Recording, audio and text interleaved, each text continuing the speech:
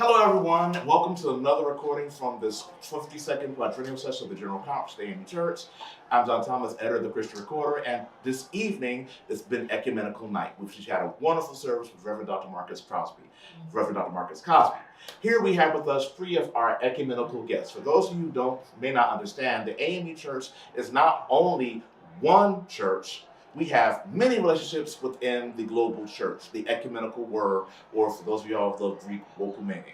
So these different people here represent different faith communities with which we have alliances, and we're one big happy family. And I would like for each one of them to introduce themselves in their own way and what brings them here today. So we'll start with our bishop. I'm Gregory Vaughn Palmer and a bishop of the United Methodist Church. Happy that the 52nd quadrennial session of the General Conference of the AME Church came to Columbus, where I'm the resident bishop, and I'm here representing the United Methodist Church.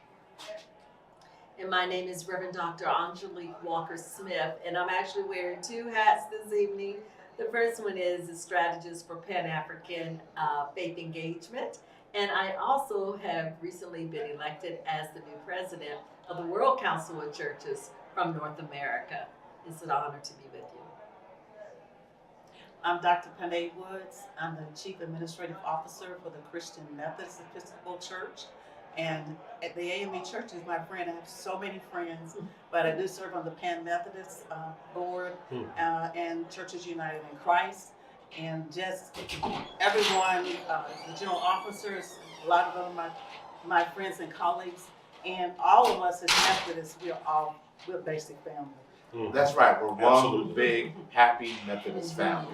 So, and one big, happy global family because we have our Baptist sister here. So, each one of you has your own relationship with the AME Church. And I've seen you in various different global spaces where we as AMEs have participated. So, Dr. Marcus Smith, we'll talk to you because in some ways you're the senior ecumenical figure here. Those of you who are watching may remember her from the Christian Recorder. You send us a monthly column from Bread for the World. So can you tell us a little bit about your relationship with the AME Church and just how being at this general conference, what it means to you? Every time I'm in the presence of an AME or AME gathering, I always have to think of my mother and my father. My mother and my father graduated from Pene Theological Seminary. Wow. I lived as a little girl in Cedarville, Ohio. I know you never heard of it, but that's where I grew up. Just down the road from Pene, Wilberforce, and Central State and Wilberforce. My father graduated also from Wilberforce and Central State, as well as Cedarville Bible College and later Pene Theological Seminary. So when I think AME, I think of my parents, I think of my childhood in a very difficult context of people of African descent in a predominantly white situation in Cedarville. But there was the oasis down the road called the AMEs and the historic Black churches and schools. I thank you in this moment for that. And tell us a little about your work with Bread for the World. I am honored to have served with Bread for the World for 10 years. Wow. Oh my gosh. Wow. I celebrated my 10th anniversary this year. And I serve as I'm a senior staff member of Pan-African and Orthodox Faith Engagement. And in that role, I have had the amazing privilege to work with our people all over the world, including with the AME Church, which is one of our flagship leaders in advocacy on Capitol Hill, where we lift our voices to end hunger and poverty, scourges on people in the world in the name of Christ. And so turning to you, Bishop Palmer, you are from our full ecumenical partner. I remember watching at the 2016 General Conference when the resolution of apology was passed. It's commemorating our bicentennial. And there was a wonderful presentation that the UMC did that I believe you spoke on. And in 2012, we became full ecumenical partners, which means that we are all our communions and pulpits are open to each other. And we all know that the AME Church came from the UMC Church. So tell us about your connection with the AME Church. Sure. Well, I'm a native Philadelphian, and so the history of Methodism and black people that stayed in what is now the United Methodist Church, and those who followed Richard Allen, and I would say Absalom Jones as well, to the Episcopal Church, is sort of steeped into you if you're in the church community in Philadelphia. And whether you're a United Methodist, a African Methodist Episcopal, or a black Episcopalian, you know the story of the tragedy of Old St. George's, where we were so disrespected.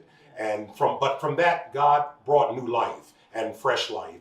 And we have seen our kinship across centuries, that our work together is in Jesus Christ. And we are bound together by being melanin-enriched people who need to have shared priorities based on the gospel and based on our social location. The other connection for me is a debt of gratitude. My parents they were both deceased now, but were proud Wilberforcians. Wow. And they met at the freshman dance on the campus of Wilberforce University in 1948.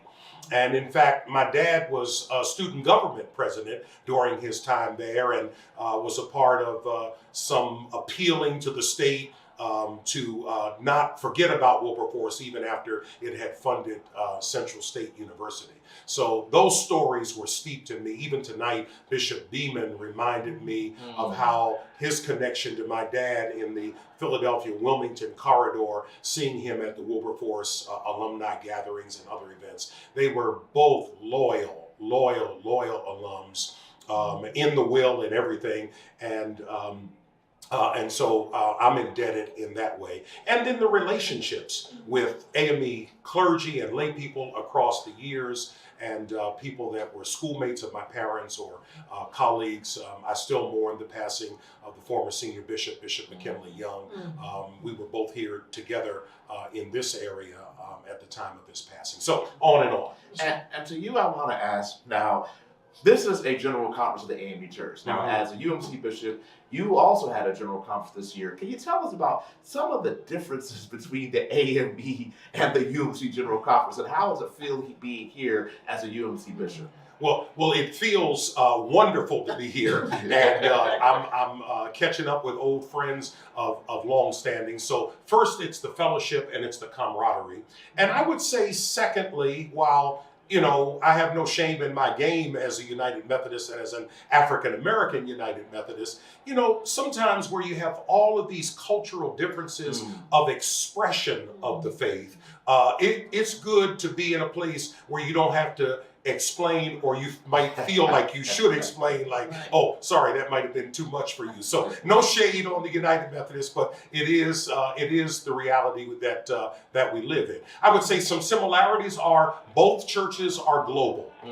We have constituents all over the world, the United States, Africa, Europe, Latin America, in some cases in the Philippines. And so that's to be celebrated. And when I look at the issues and your resolutions that you struggle with, there's a great similarity. Some of it's internal, and then I think we all, both United Methodist, African Methodist Episcopal Church, and other denoms struggle with, how do we position ourselves as people of faith in Jesus Christ to proclaim freedom and justice and liberation and God's shalom in the face of so many social ills. And that was illuminated greatly tonight by Congresswoman Beatty and by the preacher for the night. Yes, and we did have, as you mentioned, Congresswoman Joyce Beatty, who's the Congresswoman of this district. We should be interviewing her later in this week. She had to leave early, but she said she's coming back, so we hope to hear from her. And our Black Methodist sister, Pene Woods. Now, we have a special relationship in the sense that my church, the AME Church, and the CME Church were cousins. And in Nashville, my home church, St. John AME Nashville, we allowed Capers Memorial to worship with us. And so on Easter and Palm Sunday, we switched services. In fact, I remember getting up early. We had the best breakfast, but I wonder why are we going all the way to Capers? And that's something that we still do this as St. John being the oldest AME church in Nashville, and Capers being the oldest CME church. And my mom got to see Dr. Pene Woods give a great message at Capers. So tell us about what it means to be here and just that unique relationship that our two Black Methodist communions share. I'm going to go all the way back to the 70s. 1976, I was elected National Youth Conference president. Hmm. And during that time, going to the World Methodist Conference, and our Bishop Frank Cummings and his wife, I met them and some of the other young people, and we actually became friends, really good friends, and they invited me to their annual conference in Mississippi at the time to speak to Youth Day. And I try to communicate with him now that he's in his late 90s, I believe. So that relationship goes a long way back with previous bishops speaking at their conferences. I think Bishop McKinley Young, I've done work for him during those years. So like I said, we're like family. So it goes a long way back from my youth days. And as the Chief Administrative Officer of the CME Church, one of the things you have to do is meeting planning. Yes. So what is it like being here on this side of the planning coin? Well, let me tell you, the first reason I wanted to make sure I was here is to support Ms. Blaylock, which is your meeting planner. And we love you, Ms. Blaylock. Thank you. Thank you. In fact, we belong to the same organization, National Coalition of Black Meeting Planners. And that's where we met and we exchanged stories. Meeting planning is just one of my jobs. So I plan all connectional meetings of the church, and I do some regional meetings. I'm responsible for the headquarters, which is located in Memphis. Elvis Presley Drive. Yes. And of course, I work for the bishop. And my boss is the senior bishop, Bishop Lawrence Reddick, who went to school with Bishop Palmer. You see? Wow. So we're family. Yes, we are. Yes, we are. Well, it is late because we're here after ecumenical service, and we just want to thank you all for staying to greet the people. So, any final last words? And we'll begin with our Royal Council of Churches regional president. We'll go to Dr. Woods, and because this is a Black Methodist gathering, we'll end with the bishop. So, final words, Dr. Walker. Thank you so much for the final word. I just want to, in this moment, thank Bishop Benton Anderson. Bishop Benton Anderson is my predecessor. He came out of the AME church. He was my mentor. He and Supervisor Anderson were there when I was a young woman coming up in the ecumenical movement, and mentored me and taught me so much. I want to thank him in this moment. I also want to thank Bishop Vashti McKenzie because she is certainly a sister in this work in this moment and has been, especially since Karlsruhe, Germany.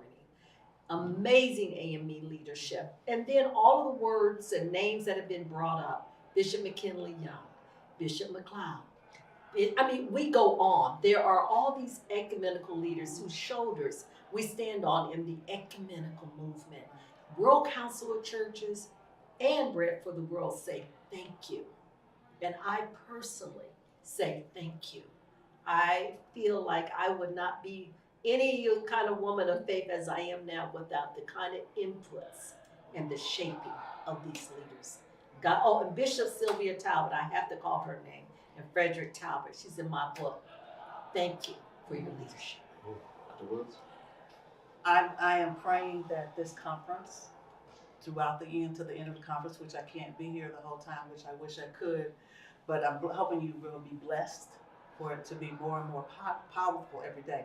But I want to take this time also to invite the AME Church to our Unity Summit and General Connection Board, which will be in Dallas, starting September 1st through the 6th. And one of your own sisters, queens, Bishop Vashti McKenzie, is a keynote, will be a keynote speaker. So we would love to have you there.